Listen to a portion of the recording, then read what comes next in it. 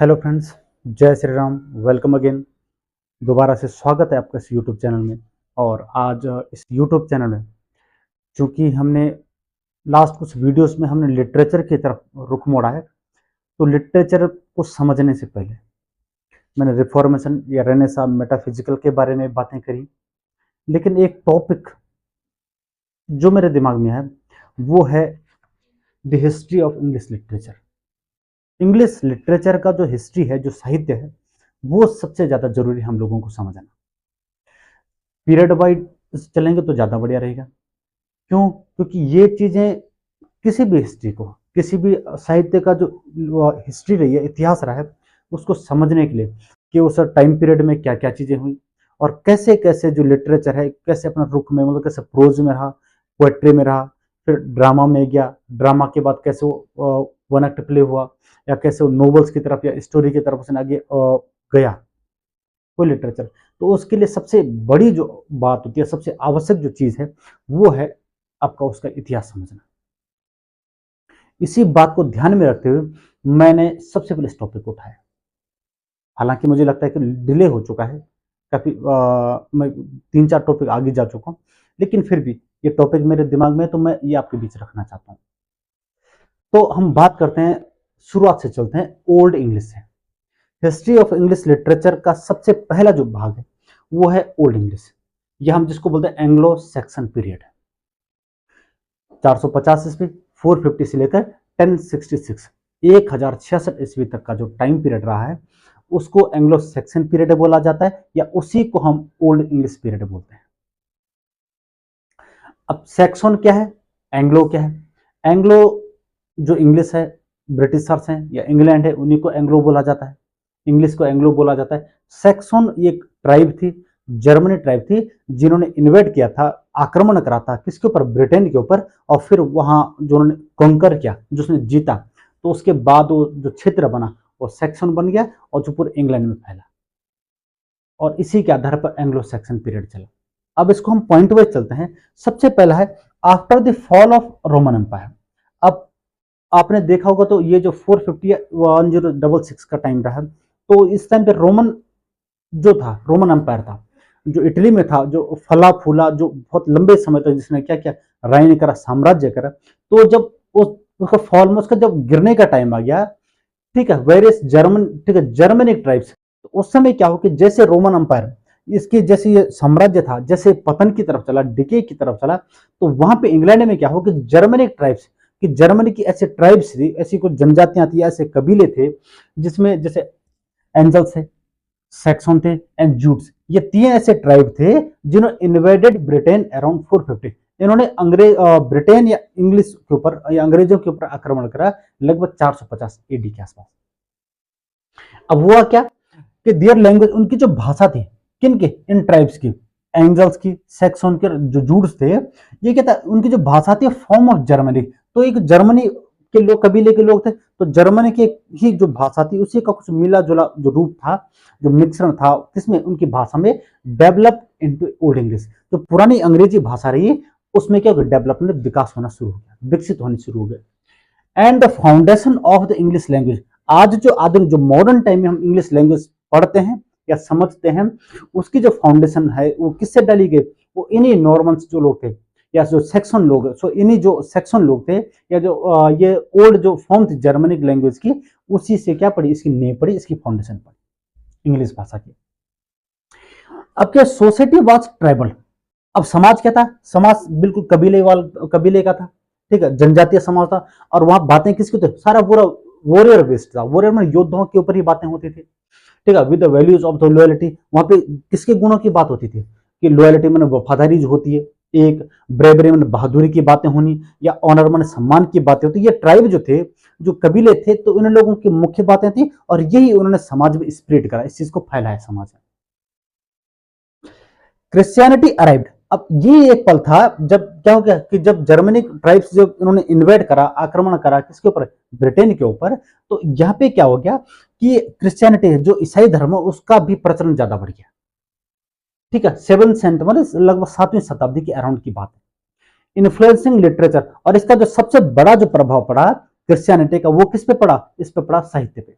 With religious themes. और यहाँ पे जो क्या होगी, जो लिटरेचर की विषय वस्तु होगी, जो थीम होगी, वो कैसी होगी, बिल्कुल धार्मिक होगी, रिलीजियस होगी।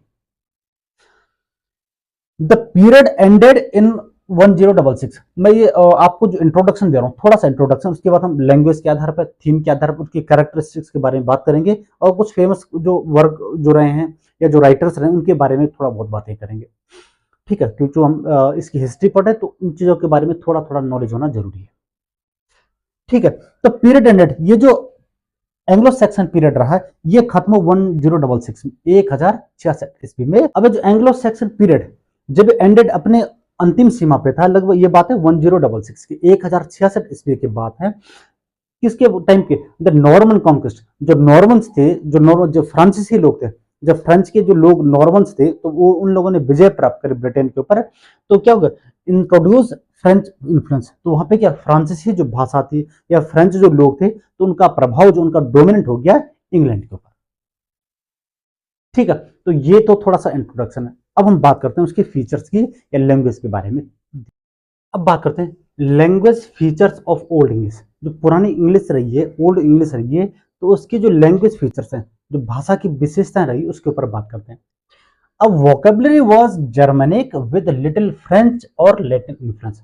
अब जो भाषा थी उसमें क्या, उसमें जो वोकेबलरी थी, वोकेबलरी पे ज्यादा इन्फ्लुएंस किसका था, जर्मनी का था। जो जर्मनी की लैंग्वेज थी उसका ज्यादा इन्फ्लुएंस था, लेकिन क्या था, विद लिटिल फ्रेंच और लैटिन इन्फ्लुएंस। लेकिन थोड़ा बहुत फ्रेंच जो लैंग्वेज थी और जो लैटिन जो वोकेबलरी थे, उसका भी थोड़ा बहुत प्रभाव दिख जाता था। ठीक है, किसमें, ओल्ड इंग्लिश में। अब बाद में क्या, राइटिंग जो स्टाइल बनी वो क्या बने, पहले तो रूइंस थी अर्ली, और बाद में क्या, लेकिन लेटर लैटिन अल्फाबेट्स, लेकिन बाद में जो लैटिन के अल्फाबेट्स थे उनका यूज होना शुरू हो गया ओल्ड इंग्लिश में।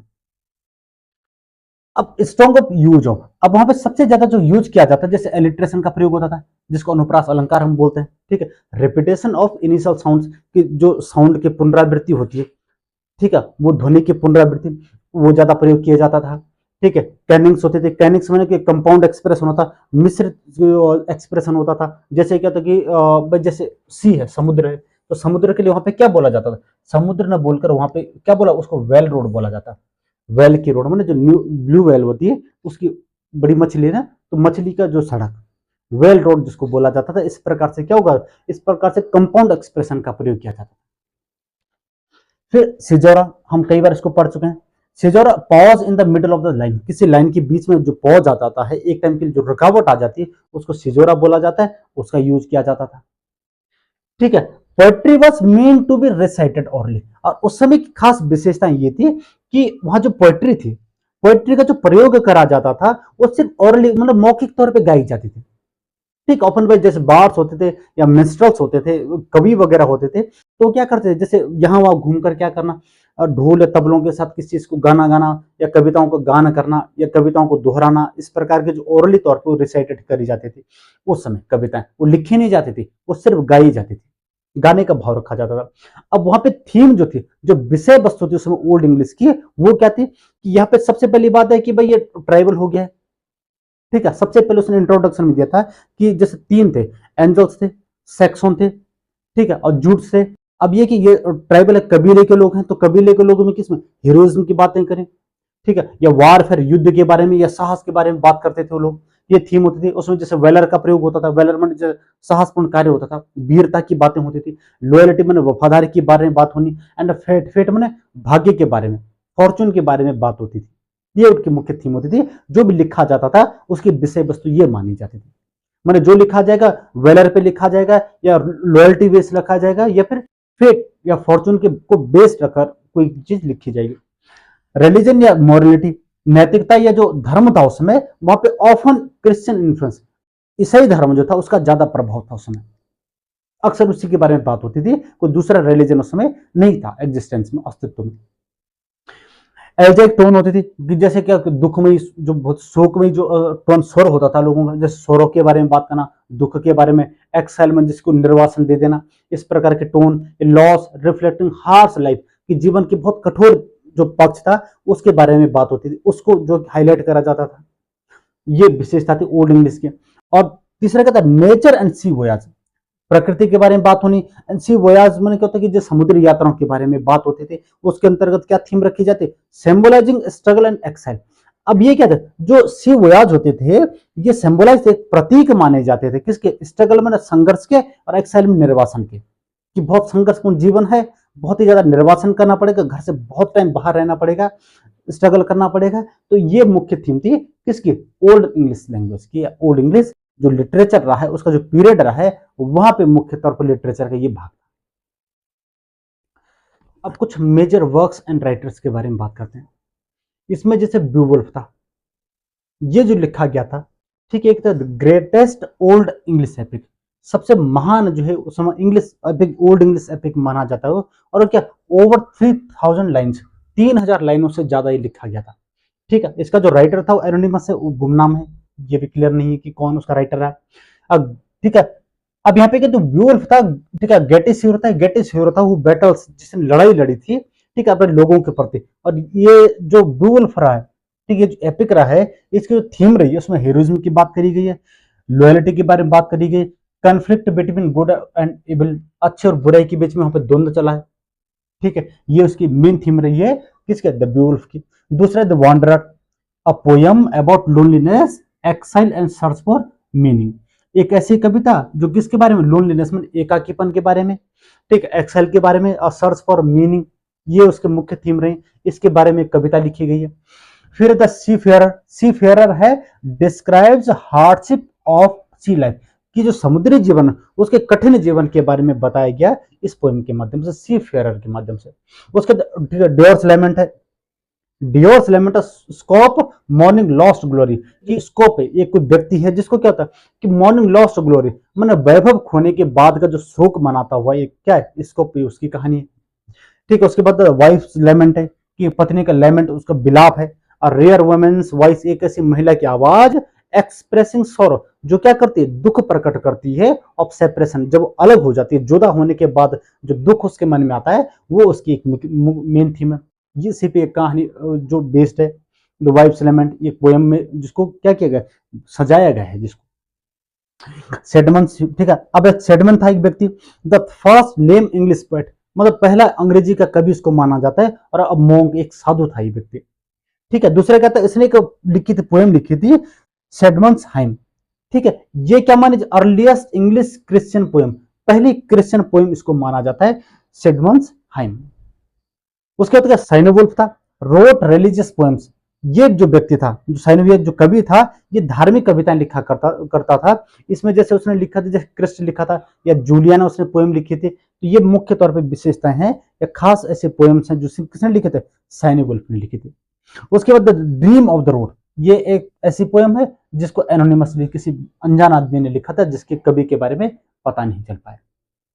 अब प्रोज में जैसे था ये अल्फ्रेड द ग्रेट, ये जो किंग ऑफ वेसेक्स भी था 19th सेंचुरी में, इन्होंने क्या किया, प्रमोटेड लर्निंग, इन्होंने पहले तो सीखने के लिए प्रमोट करा, translated Latin works into English, और इन्होंने जो लैटिन वर्क्स तो उनको इंग्लिश में ट्रांसलेट करा, किसने, अल्फ्रेड द ग्रेट। ठीक है, और क्या था, द एंग्लो सैक्सन क्रॉनिकल, एक जो लिखा गया था ये work, historical record of England, इसने इंग्लैंड का जो हिस्टोरिक ऐतिहासिक जो रिकॉर्ड रखा, एंड मेंटेन्ड बाय मोंक, और ये जो लिखा गया था, जो एंग्लो सैक्सन क्रॉनिकल्स लिखा था, ये मेंटेन करा गया था मोंक्स में, साधुओं के द्वारा।